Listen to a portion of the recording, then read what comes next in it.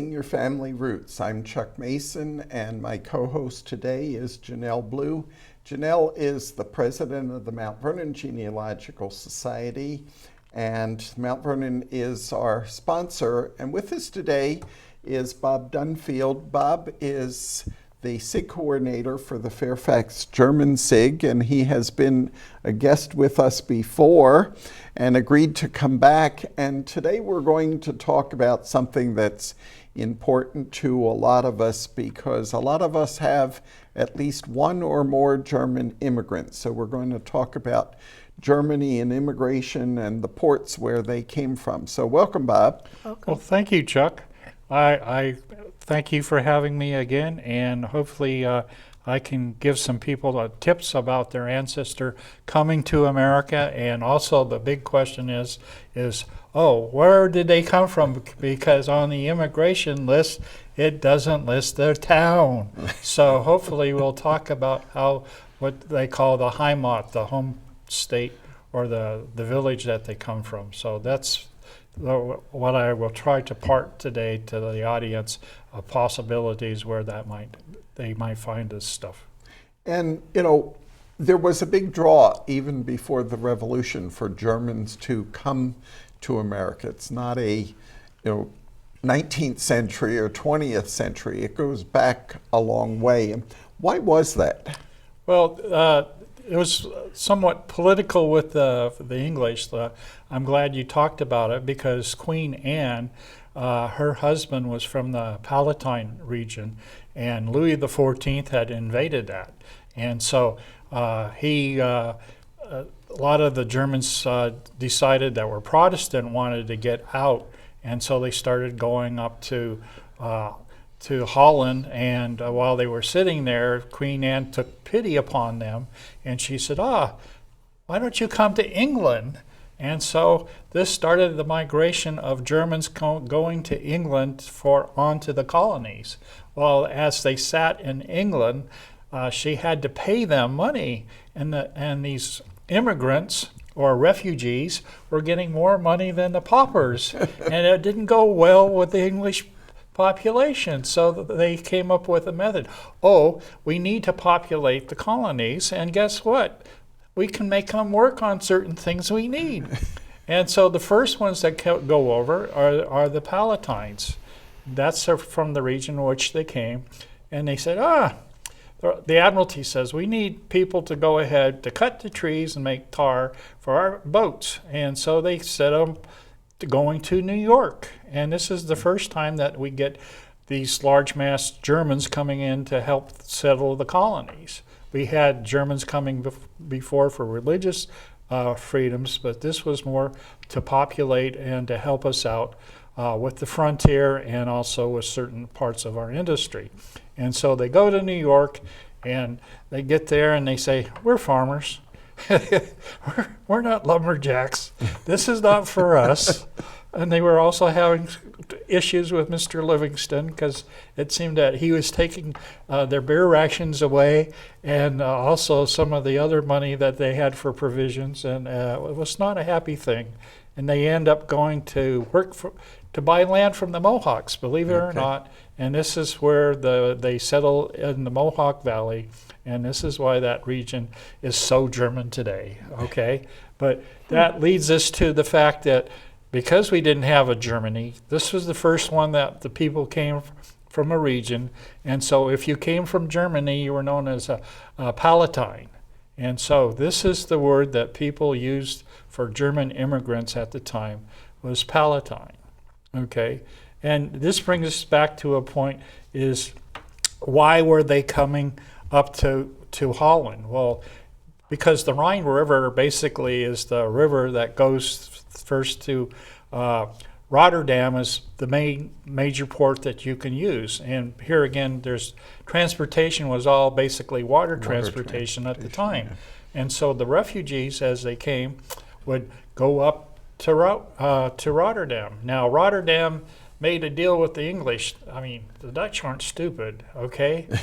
And the British had passed a law in 1664 that only British ships could go to the colonies. So how are you going to get all these refugees that are coming up to Holland over to America if they're in Dutch ports? Well, the Dutch worked this out so that their ships would take on German passengers, would sail to England, then they would be blessed that they were coming out of an English port to go on to America. And this is the system that developed for the Dutch. However, a lot of these people were coming out that didn't have money, but they needed to get to to America. So they developed a system that was called the redemption system. And this was set up both by the English and by the Dutch, in which you would sign up for the voyage, you would have get to America, and then you had to pay your passage. You would go ahead and say, okay, you can go ahead and I'll sell my services to somebody to pay for my voyage, and it was called the redemption system. And this is basically what turned out to be somewhat of a white slavery issue, where you didn't have very many rights. The time period you would have is 4 to 7 years for your indentured time period. And then the other thing is that at the end you would be given a set of clothes, and for the men a hat, an important thing, and also either usually a shovel or an axe. And to show how hard it was, a lot of times you'll see in colonial times there's there's something in the newspapers looking for a runaway servant, and here's his description talking about who he is and what he looks like. Now, what was great about these guys, they blended into the community. They didn't stand out like an African American would out there, but it was basically a white slavery issue up until the time. Now this continued on until the Dutch used this in 1819. The British stopped the use then, and also the Americans don't outlaw this until 1837. Wow. So that we were still doing the system. But here again, we needed, okay, let's quickly go over why they came. Is that if you were the younger son, you wouldn't get an inheritance. A lot of people, cities would not allow you to marry because you were poor. Mm-hmm. So they didn't have the happy couple living in sin, because all of a sudden they were having children because they couldn't get married. Religious oppression, like I said, the Catholics were making the Protestants in that area there. We had a lot of crop failure and famines, especially after the 30 Years' War. Epidemics were taking place. Then later on, during the start of the Industrial Revolution, we had lots of unemployment. That's another reason why people wanted to leave. Overtaxation. The king or the Graf wanted a nice palace, so he taxed his little serfs to pay for it. The other thing is, during all the wars that we had, was the military devastation that took place, the wars going back and forth across Germany. And lastly, government tyranny. Oh my God, nothing new, right? But these are the reasons why people were wanting to move to America, and there was a big need for us, because here again, the colonies wanted to populate America, and here again, the Germans weren't too bad, because hey, it was close to having a English. Their German was pretty close to American English at the time. A lot of the words were written the same way. The Fleisch S is called Massachusetts or a New England S. It's that Fleisch S that looks like a B. Yep. And so, a lot of records still contain that on our side. But here again, this was the draw for them to come. And here again, Rotterdam was the main port until the end of this system around 1819. in Rotterdam, and the port sort of slowly goes away, and then we get other ports because of trade that was going on, they start to pop up. Were there, later on there were advertisements too, because there were shipping companies and stuff that were trying to build business. So well, I'm was glad but that comes much later. Later. But I'm Okay. glad you brought that up, because also we had several states that sent recruiters over to bring German populations over to settle their areas. There was not at this time period early on for the colonial period, but that's much later in the 1850s, the 1860s. Now the railroads were really big because they wanted to populate the land that they bought or got from the right-of-ways. People don't know that they got 5 miles on each side of the right-of-way was given to the railroads. right. Well, and I know the area in New Jersey where I grew up, there were an awful lot of Hessian soldiers that came over to fight in the Revolutionary War. In fact, one of the streets in one of the towns is named Hessian Avenue because the soldiers were marching down to the fort on the Delaware there. I'm glad you brought that up, and we can have a session on that, on the Prussian POWs that we had. And most of those were after the Battle of Saratoga and Trenton.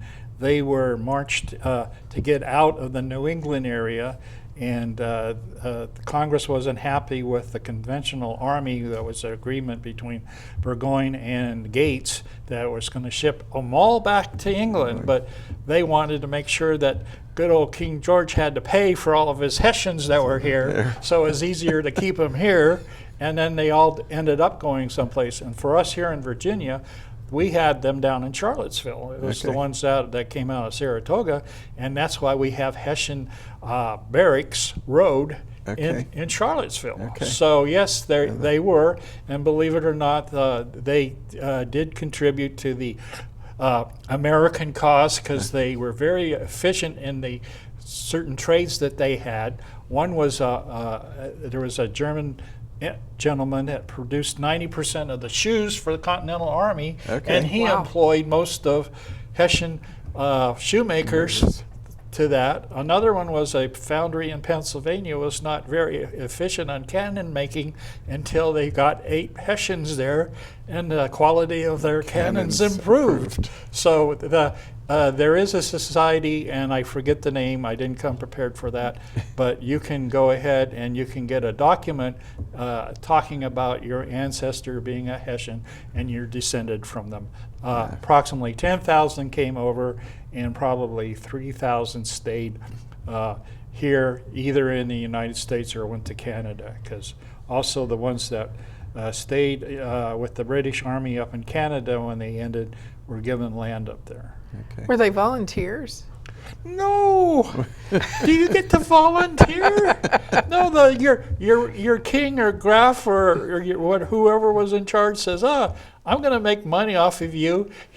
You're in my army, you go. And this was a common thing in Germany. Oh, so they were hiring out, they were basically outsourcing the, you got to remember, George III was also the king of Hanover. Okay. And he was getting all of his cousins or anybody else to go. The person who is the Graf of Ansbach-Bayreuth, he was getting bankrupt, and so that's how he was trying to get his pay for his lifestyle. And then later he sells his title to the House of Brandenburg, and that's how Ansbach becomes a Prussian town in all of Bavaria. Okay. My gosh, that's complicated. Yes, but that's to answer your question. But there was different reasons why they came, and also is the trade system that developed. Let's go talk about Lahar. Okay. Lahar was basically into textiles and sugar, and so once Rotterdam ended, the people started looking to how to get quicker to America. One way was to take the Seine River and go up to Lahar, and then it gave them access to the Atlantic Ocean. Because if you look, there is no port on the Atlantic Ocean for Germany. It all comes out of the North Sea. Right. And so here again, these were ships coming to America. And the big trade was with New Orleans. And so the textiles, the cotton, and all the stuff was coming out. And so by the time of the Civil War, Lahar was the second most largest port for immigrants coming in.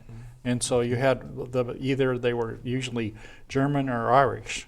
Okay. My French ancestors came through Le Havre. Well, they were French, and it was, and that's what it was. Because the big thing was the trade system that they had, is that what they wanted to do is that the ships were going to America empty and coming back full, but how can I make money to take something to America that I could get profit on? Yeah. And so that's what they were doing, is that say, hey, I can take the people over. A lot of them were some of the vessels were used in the slave trade that they would reconfigure and then ship them out, and then put the merchants would bring back goods that they needed in France.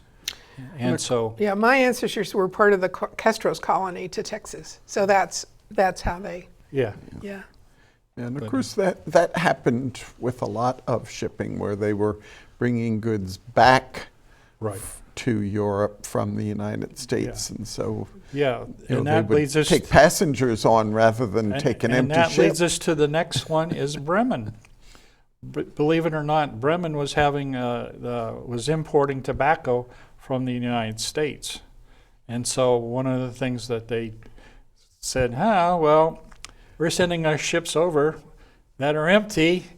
Why don't we put some Germans on there and send them on? And they were coming into Baltimore. And this is what establishes Baltimore as one of the centers for German population that we have today, or their heritage that they go back to Baltimore.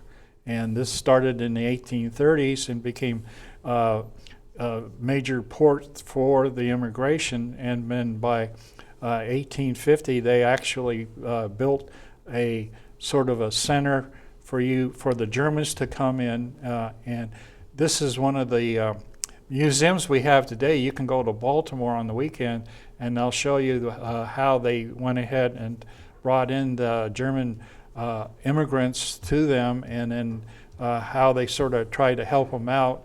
And the other thing that was nice about Baltimore was that when you got off the boat, maybe you went maybe a quarter of a mile, and then you got on the B&O railroad and would take you out west. So here again, a lot of times they would also buy a train ticket as they were sailing, or they had some operation on that. So this trade that developed, and that the cycle of people coming into Baltimore was that one. Maybe the reason that the ships, the horror stories about the ships in the early days, was because the ships weren't really designed to be passenger ships. And so you're right. And also it was a sailing ship, and it took long times, and that's one of the things that we don't always put in context for our ancestor. What happened in transportation, i.e. Sailing ships to steamships to actually ocean-going vessels. This cuts down the time. When you had a sailing ship, it was between 3 to 4 months, and you had to go ahead and get supplies put on board that you had to pay for, or you had to bring with you for 3 or 4 months voyage. Okay, and then we had later the steamships. They were about, I would say, probably 2 to 3 weeks. Yeah. So you see, they were designed for passengers. Yeah, and here again, you didn't have people being put in a closed-in space, having all the diseases or epidemics that came on shipboard. That you didn't leave half of the immigrants had to go feed the sharks as you came on the voyage. So, and that's another thing that we don't have, is we don't have a record of all the people that possibly perished. And that's why you have holes where that there were other people in the family, but when they get here, they're not there. What about Hamburg? I know Hamburg was another big port. Yeah, Hamburg comes later, and the big draw to Hamburg was, believe it or not, was that the railroads now were coming in, and you had a large draw of people coming from the east sections, basically from Prussia, Mecklenburg, along that way. They would come up the rivers, and then they'd go ahead and get on the trains, and then they'd go into Hamburg. And Hamburg also started shipping lines that would take care of the people on that. And this is, it became the main port, I would say, for all the immigrants that we had. Being Hamburg was the largest one that we had. Then came Bremen, and then we had Lahar, and then we also had, to a certain extent, Antwerp after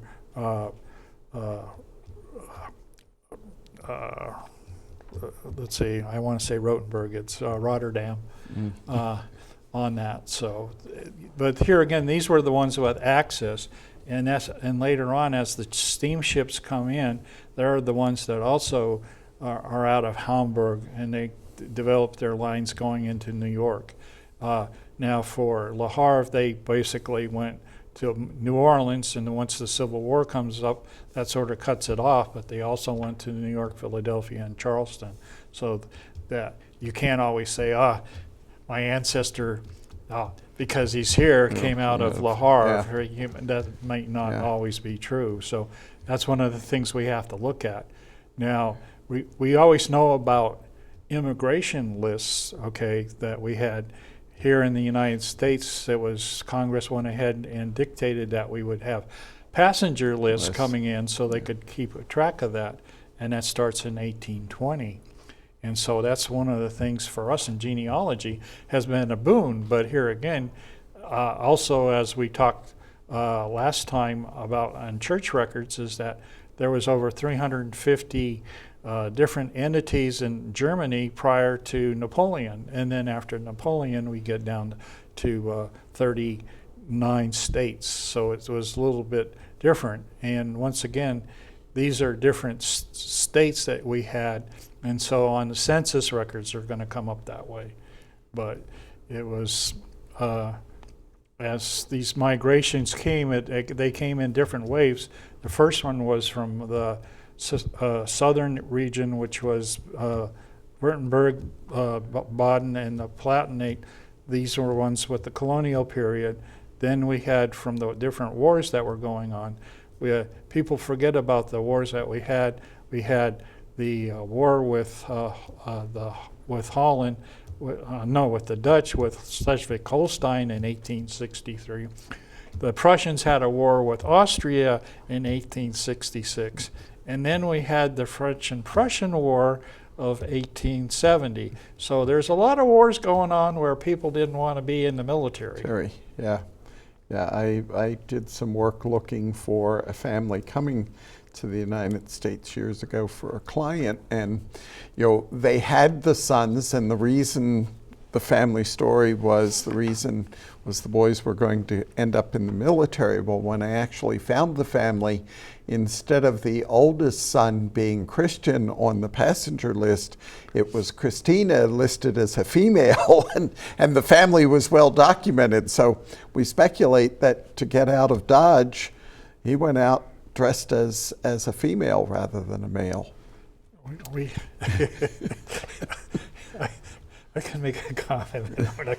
Well, and they had to, in order to get permission to leave, they had to show that they didn't have. I'm glad you brought that up, because this is one of the things we have. It's called not immigration, but emigration is when you want to leave a country. With an E. And I know for Württemberg, that was a big thing for the king. You had to do certain provisions that you had to make before he would let your family leave, okay? The same thing out of the Alsace-Lorraine region for the French, you also had to do that. And so these establishes lists of that we can look at for these people to leave, and and then they could immigrate. And I'm glad you brought that up, because I want to give a plug here to Jim Bigler's new book that he has about your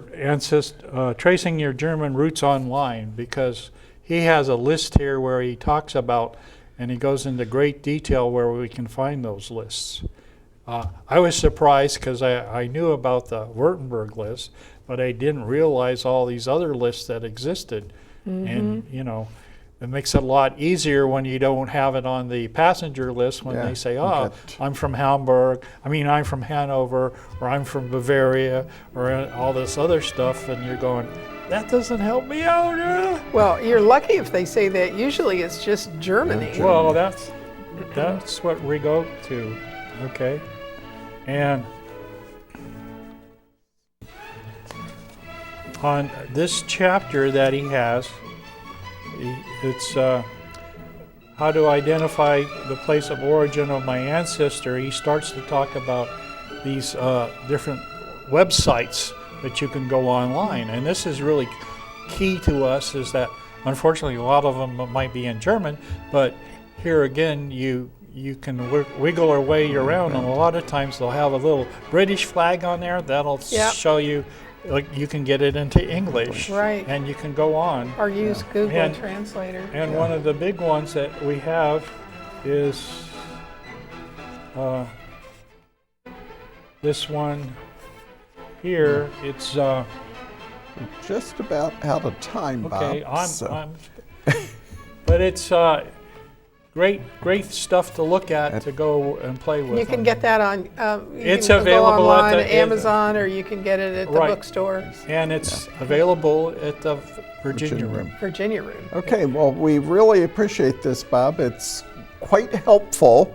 If I could ever get a key on my two German ancestors, I'm sure it would be helpful, but I know it's been helpful to Janelle because she's gotten a long way into her research on German ancestors. So, thanks, Bob. Thank You're you welcome for joining us.